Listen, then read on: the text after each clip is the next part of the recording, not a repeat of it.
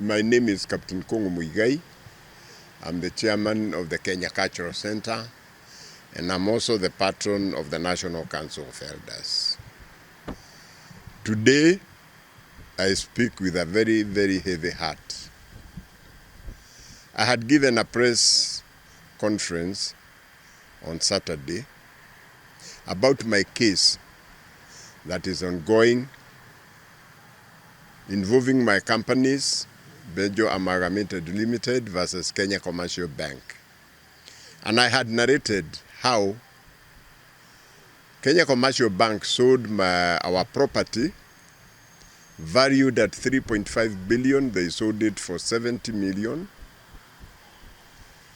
And they have never given us accounts up to today.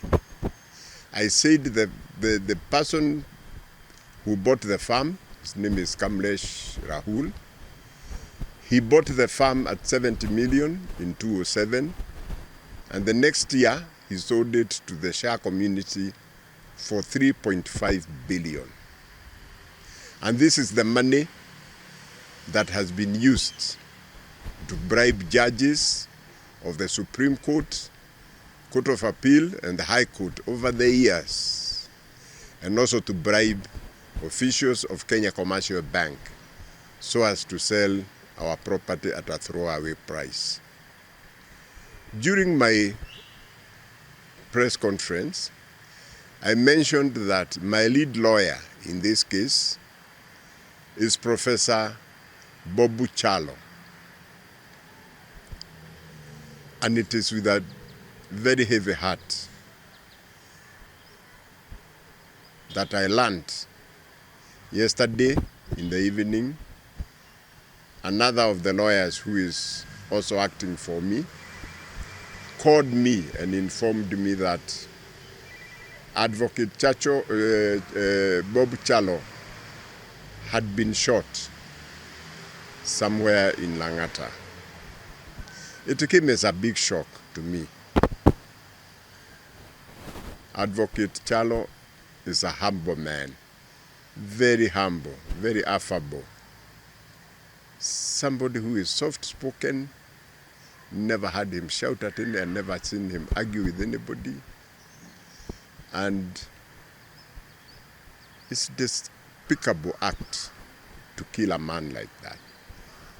I don't know who killed him or why. I cannot pretend to know that. But what I can state is,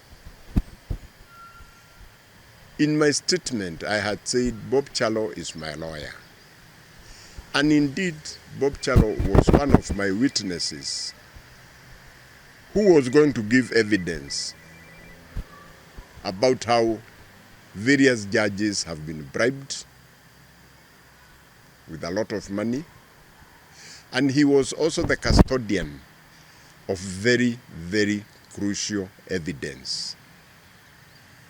He was holding 4 affidavits from our witnesses who either participated or were privy to the giving of bribes to the judges.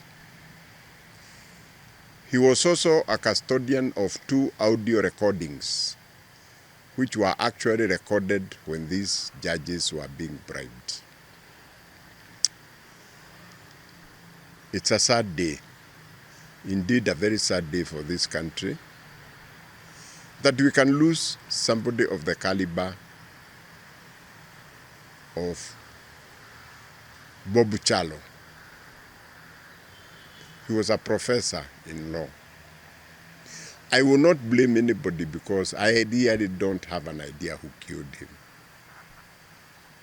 But I have accused a cartel made up of the Shah community, Kenya Commercial Bank, and various judges in the Supreme Court and the Court of Appeal and the High Court, that they conspired.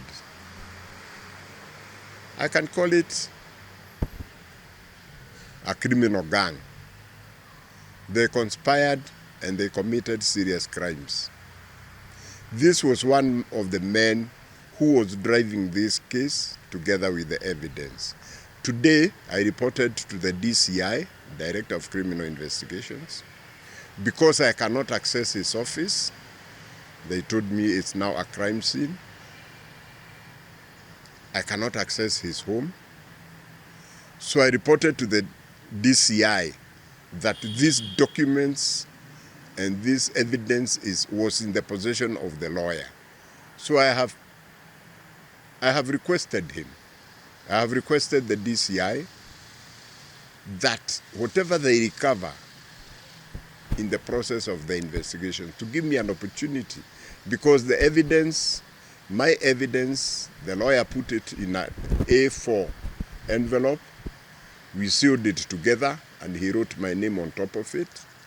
So I described the parcel to the DCI and I asked them if they come across such a package to please contact me so I can go and identify it. First of all, I want to send my condolences together with my family. Advocate Bob Kyalo, we are related by marriage very closely. So he was my lawyer and he was also family.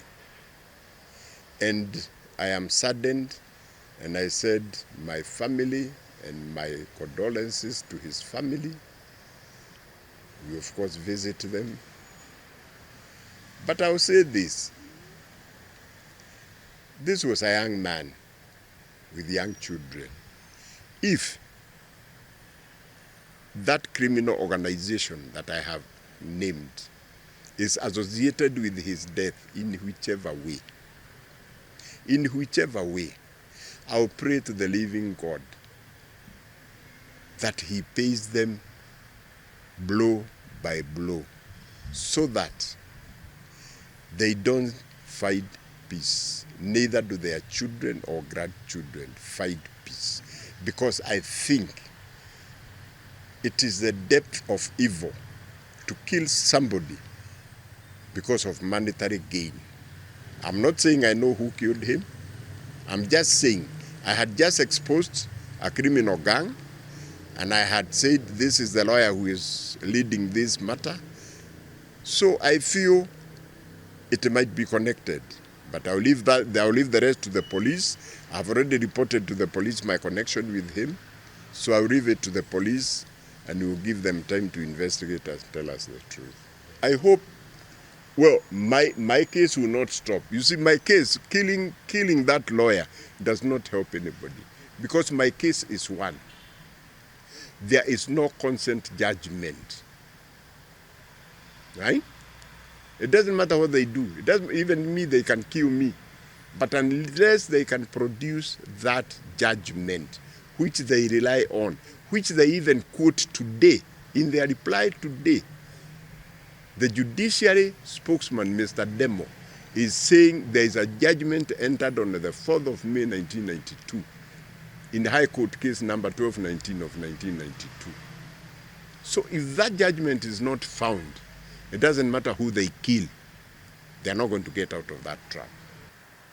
But all the said and done, my case, my allegations against the bank, Kenya Commercial Bank, the judiciary, the 11 judges, 5 judges from the Supreme Court and 6 judges from the Court of Appeal, and the Shah community still stands.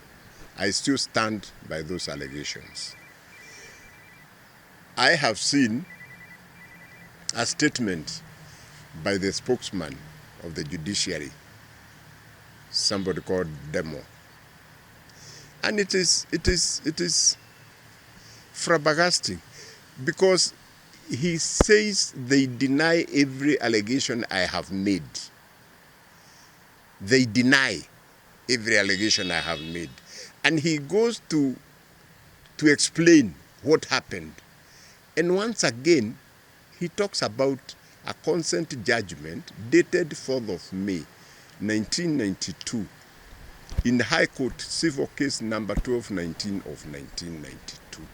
He says that is the consent judgment that made them sell my farm And that is a consent judgment that settled this matter. And once again, I am asking the judiciary and I'm asking Kenyans to support me on this. Let them produce that judgment. I am challenging the judiciary. They have written clearly in their statement by their spokesman that we entered into a consent judgment which settled all these issues. So I'm challenging them, as I have done over the last 30 years. Produce this judgment, produce this consent judgment. What is so difficult? This is a physical document. I have said the judge who was supposed to have recorded it, Justice Rasas Githinji, he has written a ruling, an official ruling saying there is no judgment like that. The police have investigated and said there is no judgment like that. The registrar of the High Court has written and said there is no judgment like that. The Law Society of Kenya has written and said the lawyer who is purported to be my lawyer, Mr. Menye, did not have a practicing certificate on that day of that judgment.